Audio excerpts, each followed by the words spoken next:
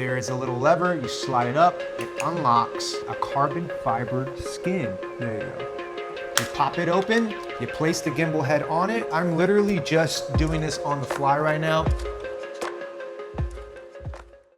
What's going on, guys? So you just purchased the Osmo Pocket 3 and you may be wondering what accessories are actually worth it. With so many videos talking about different accessories, which ones should you get?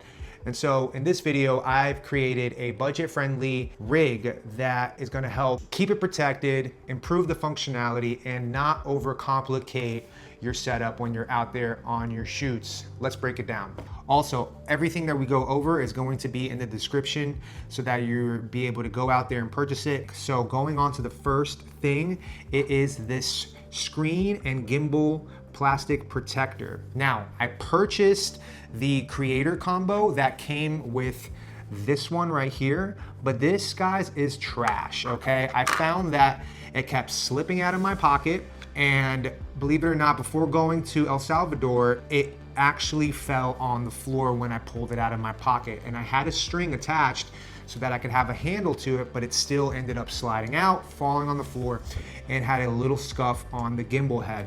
So I don't recommend this whatsoever. Throw this away or just keep it in the drawer. The only cool thing about this is that it does hold your ND filter and also your wide angle lens, but to actually protect the camera itself, this plastic screen and gimbal protector, guys, this one right here, you pop it open, you place the gimbal head on it, boom, and it closes.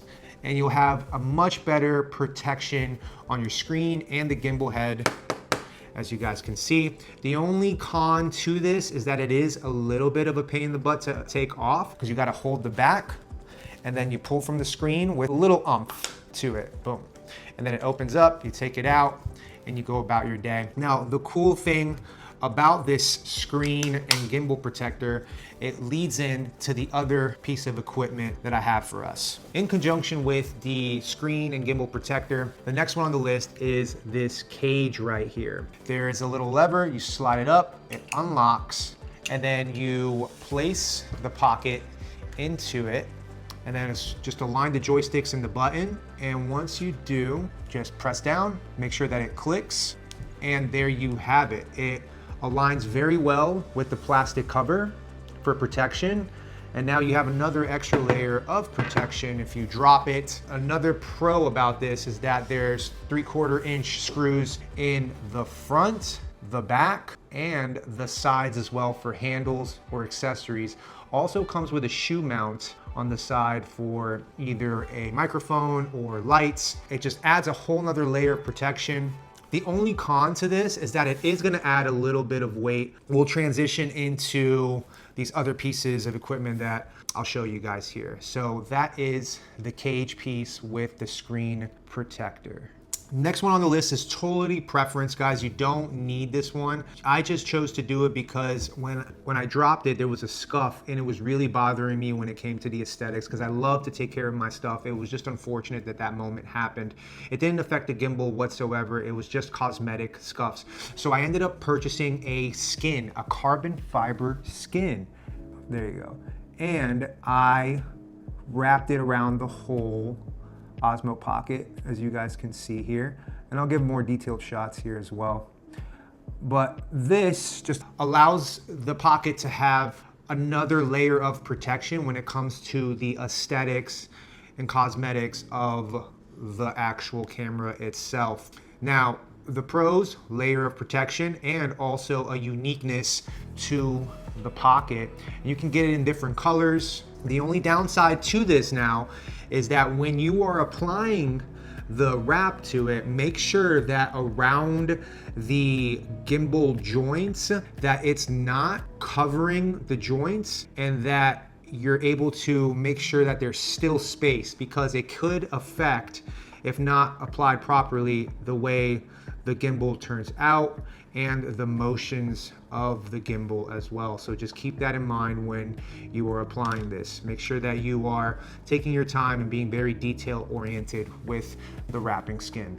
Next one on the list is having an external monitor. Now, as you guys know, with the Pocket, your iPhone can connect to it via Bluetooth, and it can act as an external monitor and also be able to play around with the angles and the gimbals and the point of views that you're looking for through the iPhone.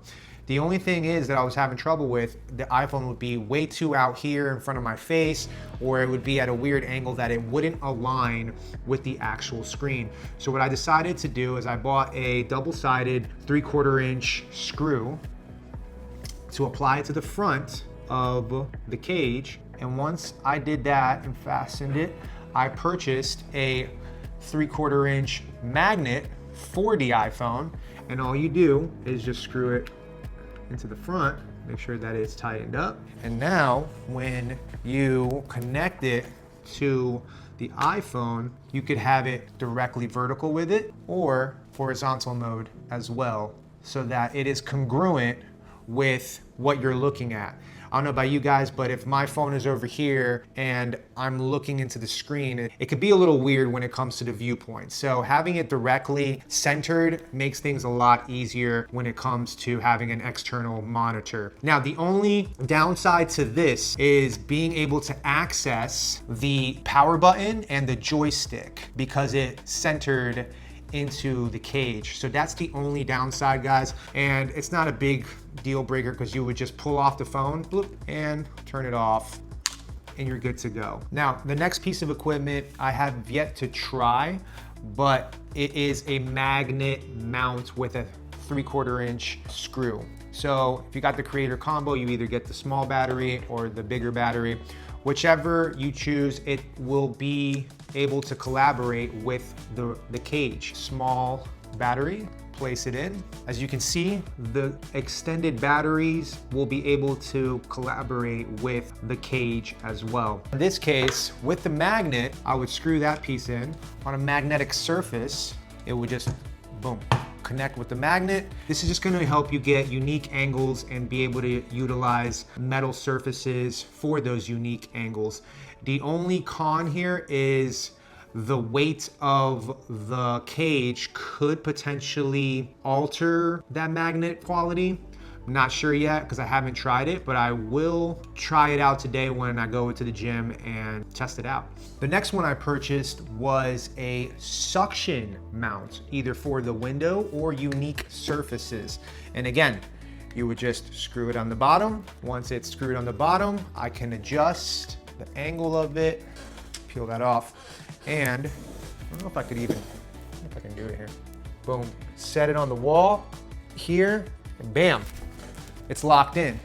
Now, I'm literally just doing this on the fly right now, and this is drywall, and I was also gonna use it for the window and also on the dashboard of the car. So this allows you to be able to get those unique angles without having to have a tripod, so that you can go high, low, different angles, guys.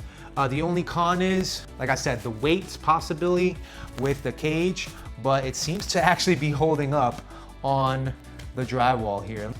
And lastly, guys, is the handle here.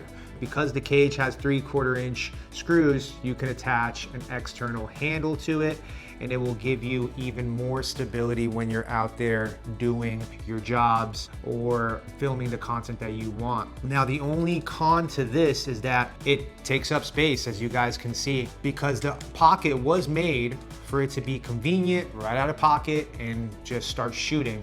But again, if you want to elevate the quality of the stability of your shots, the handle does help a lot. It just depends on the projects that you are currently doing in hand. So with all these little tools, you can pick and choose and create what you want. So my ideal setup is having the magnet in the front, boom, attaching the iPhone, and then being able to utilize the joystick on the monitor and be able to see more of what I'm shooting and be able to capture steady, smooth shots, whether it's the pans, the zoom ins, the zoom outs, and allowing me to just utilize the camera to its highest potential, really. And a bonus one too, guys, I forgot to mention, but is my external mics. And I use the Hollyland Lark M2s, which I'm currently using right now for the DSLR.